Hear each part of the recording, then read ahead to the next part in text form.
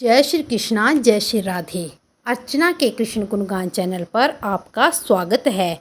आज मैं आपको बताना चाहती हूँ कि नाग नागिन को भगवान शिव ने क्यों धारण किया, नाग पंचमी कैसे बनी और श्रावण का मास कैसे बना। ब्रह्मदेव ने कई लोक बनाए, जिसमें एक लोक नागलोक भी बनाया। उसमें एक शेषनाग, जिसकी शैया पर भगवान विष्णु सोते थे। उनका एक बालक बाहुबल, जिसका रंग रूप सोने जैसा पीला। जब वह 5 वर्ष का हुआ तो चलता चलता कैलाश पहुंच गया। जब शिवजी और पार्वती हास्य लीला कर रहे थे, पार्वती जी का रंग बहुत काला था। जब पार्वती जी के पास वह नाग पहुंचा तो पार्वती जी ने उसे हाथ से उठा लिया और नाग ने देवी पार्वती की बाजू पर लपेटा मार दिया। तब उसे ऐसा लगा जैसे उसने सोने की चूड़ियाँ पहनी हो। पार्वती बहुत प्रसन्न हुई। उन्होंने भोले शंकर से मजाक करते हुए कहा कि हे पतिदेव, देखो मेरे पिता ने मुझे सोने का चूड़ा भेजा है, देखो कैसा लग रहा है। भगवान भोलेनाथ हास्य लीला कर रहे थे तो उन्होंने भी मजाक से कह दिया कि ऐसा लग रहा है कि मानो काले बादलों में बिजली चमक रही हो। और भोलेनाथ जोर जोर से हंसने लग गए। ऐसा सुनकर वो बालक भी हंसने लग गया। तब पार्वती को बहुत क्रोध आया और उसने बाजू से निकालकर उसे भूमि पर पटक दिया और कहा कि मैंने तुझे उठा क्या लिया, तू मुझ पर हंस रहा है। जा, मैं तुझे श्राप देती हूँ कि तू मृत्यु लोक में जाकर जन्म लेगा। तेरा आधा शरीर मनुष्य का होगा और आधा शरीर सांप का होगा। श्राप को सुनकर सारे सांप भगवती के चरणों में गिर पड़े और कहा, हे माते, इस बालक का उद्धार करो। इस पर देवी ने कहा कि हे नाग, मैंने तो इसे गलती से श्राप दे दिया है। श्राप तो खाली नहीं जाएगा, लेकिन मैं इसका एक उपाय बताती हूँ कि इसका जो उद्धार है वो इसकी पत्नी ही करेगी। सूत जी कहते हैं कि हे ऋषियों, वह बालक प्रयागराज के राजा सूरसेन के घर जन्म लिया। आधा शरीर मानव और आधा शरीर सांप का था। ज्योतिषियों ने कहा कि अगर आप इस बालक का उद्धार चाहते हैं तो 16 वर्ष तक इसको किसी को देखने मत देना और फिर इसका विवाह कर देना। तब राजा ने ऐसी ही सारी व्यवस्था कर दी। जब वो 16 वर्ष का हुआ तो राजा ने यह बात अपने मित्र को बताई तो उसने कहा कि तुम चिंता मत करो, तुम करधनी लेकर मेरे साथ चलो और मैं उसके साथ अपनी बहन का विवाह करवा दूंगा। जैसे ही भोगवती का विवाह हुआ और वो पति के कमरे में आई तो पति की आंखों में आंसू आ गए। उसे भी यह देखकर बड़ा आश्चर्य हुआ कि ये कैसा रूप है, आधा मनुष्य का और आधा सांप का। तब उसने पार्थिव शिवलिंग बनाकर भगवान शिव की तपस्या आरंभ कर दी। उसे 1 महीना जब तपस्या करते हुए हो गया तो भगवान भोलेनाथ प्रकट हुए और उन्होंने भोगवती को वरदान मांगने के लिए कहा। तब भोगवती ने बोला कि हे भगवान, या तो मेरे पति को सांप का शरीर दे दो या तो मेरे पति को मनुष्य का शरीर दे दो। तो भगवान भोलेनाथ ने कहा कि हे भोगवती, अगर तेरे पति को मैं मनुष्यों का शरीर देता हूँ तो यह अल्पायु होगा, और अगर मैं इसे सांप का शरीर देता हूँ तो यह बहुत लंबी आयु जिएगा। तो भोगवती ने कहा कि हे भगवान, कौन सी स्त्री है जो चाहती है कि मेरे पति की आयु अल्प आयु हो। आप इसे नाग का शरीर ही दे दो और मुझे नागिन का दे दो। तब उसने भगवान भोलेनाथ से प्रार्थना करते हुए कहा कि हे भगवान, एक मनुष्य की योनि ही है जिसमें मनुष्य भगवान की पूजा और तपस्या कर सकता है, और हम नाग योनि में कैसे पूजा आराधना करेंगे। तब भगवान भोले शंकर ने उसे अपने गले में धारण कर लिया और कहा कि आज से ये मेरे गले में ही रहेगा और तब नागिन ने कहा कि हे भगवान, अगर मेरा पति आपके गले में रहेगा तो मैं धरती पर रहकर क्या करूँगी। तो भगवान भोलेनाथ ने नागिन को भी जनेऊ के रूप में धारण कर लिया।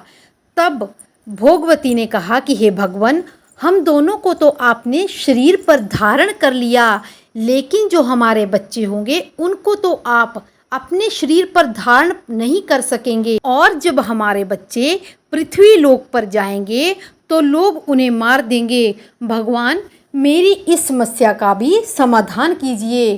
तो भगवान भोलेनाथ ने कहा कि मैं आज से आपको वरदान देता हूँ, जिस पूरे महीने में तूने मेरी पार्थिव शिवलिंग से पूजा की है वो महीना श्रावण का महीना माना जाएगा, और उस महीने में जो भी मेरी पूजा करेगा मैं उसकी सर्व मनोकामना पूर्ण करूँगा, और उसी महीने में ज़्यादातर आपके बच्चे पृथ्वी लोक पर आएंगे।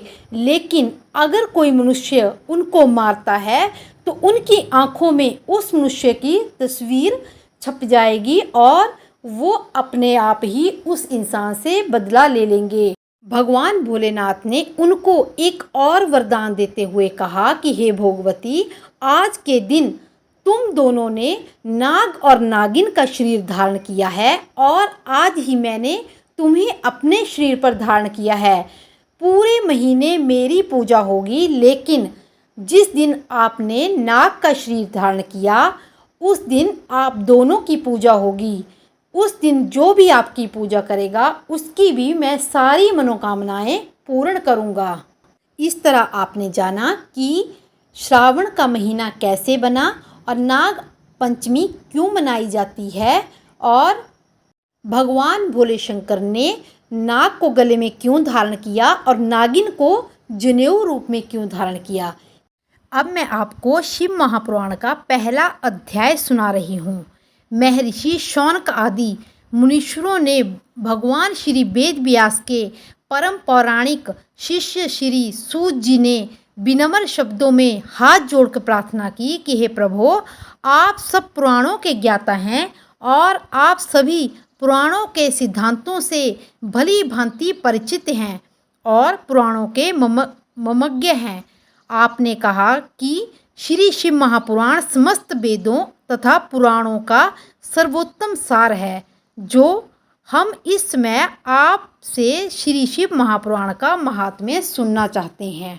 शौनक आदि ऋषि तथा अन्य मुनिजनों के वचनों को सुनकर श्री सूत जी बड़े प्रसन्न हुए और बार बार भगवान श्री सदाशिव के चरण कमलों का ध्यान करते हुए बोले, आप प्रसन्नता के पात्र ही नहीं बल्कि धन्यवाद के योग्य भी हैं, जो आप लोगों ने संसार के कल्याण की बात पूछी है। मैं आपकी उत्कंठा को देखकर आपको शिव पुराण के परम पुनीत महात्म्य का वर्णन करता हूँ, जो कि देवताओं को भी दुर्लभ है और समस्त फलों को देने वाला है।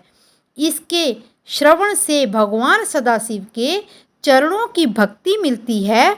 इस महापुराण की कथा को सबसे पहले भगवान सदाशिव ने श्री सनत कुमार जी को सुनाई थी, तभी से इस पुराण का नाम श्री शिव महापुराण प्रसिद्ध है। इसके पश्चात श्री सनत कुमार ने यह पवित्र व पावन कथा भगवान श्री वेद व्यास को सुनाई, और उसके पश्चात भगवान वेद व्यास ने लोगों का कल्याण करने के लिए ये कथा संक्षेप में मुझे सुनाई। यह परम पुनीत श्री शिव महापुराण दूषित मन वाले मनुष्यों के मन को पवित्र करने का सर्वोत्तम साधन है। इसके पढ़ने और सुनने तथा मनन करने से कलयुगी जीवों का कल्याण होता है और उनका हृदय शुद्ध होता है। राजसूय अग्नि अनुष्ठानों आदि यज्ञों के करने से जो फल प्राप्त होता है वह फल मनुष्य को केवल श्री महापुराण के श्रवण मात्र से ही मिल जाता है। इसके सुनने से सब शिव भक्त होते हैं और मोक्ष चाहने वालों को श्री सदाशिव महापुराण अवश्य सुनना चाहिए। यदि मनुष्य के पास समय का अभाव हो तो जितना समय मिले उसमें इसका श्रवण करना चाहिए। मैं इसके श्रवण के बारे में अधिक क्या कहूँ, बस इतना ही कहना पर्याप्त है कि इस शिव महापुराण का पाठ और भगवान श्री सदाशिव के नाम का संकीर्तन दोनों कल्प वृक्ष के समान फल देने वाले हैं। पतित तथा दूषित स्वभाव वालों के लिए श्री शिव महापुराण साक्षात अमृत पाठ के समान है। जिस तरह अमृत का पान करने से प्राणी अमर हो जाता है, उसी प्रकार शिव महापुराण का पाठ सुनने वाला व्यक्ति अपने और अपने परिवार के सदस्यों का सब पाप ताप नष्ट करके सुखों को प्राप्त करता है और अंत में कर्म बंधन से मुक्त होकर मोक्ष को प्राप्त करता है। इस महापुराण की 7 संहिताएं हैं। इन 7 संहिताओं में 24,000 श्लोक हैं और यह 7 संहिताएं विश्वेश्वर संहिता, रुद्र संहिता, शरुदी संहिता, कोट रुद्र संहिता, उमा संहिता, कैलाश संहिता और वायव्य संहिता, इन 7 संहिताओं में श्री शिव महापुराण को जो ना तो पढ़ता ही है और ना सुनता ही है, वो इस संसार में अज्ञानतावश घूमता हुआ थपेड़े खाता है। अन्य पुराणों के सुनने से इतना लाभ प्राप्त नहीं होता है जितना कि शिव पुराण को सुनने से होता है। जिस स्थान पर ये कथा होती है वो स्थान तीर्थ बन जाता है। अवश्यमेव वाजपेय, यज्ञ, गंगा, पवित्र नदियाँ, अयोध्या आदि, सप्तपुरी और गया क्षेत्र आदि तीर्थों का जो फल होता है वह इस पुराण के पढ़ने से मिल जाता है।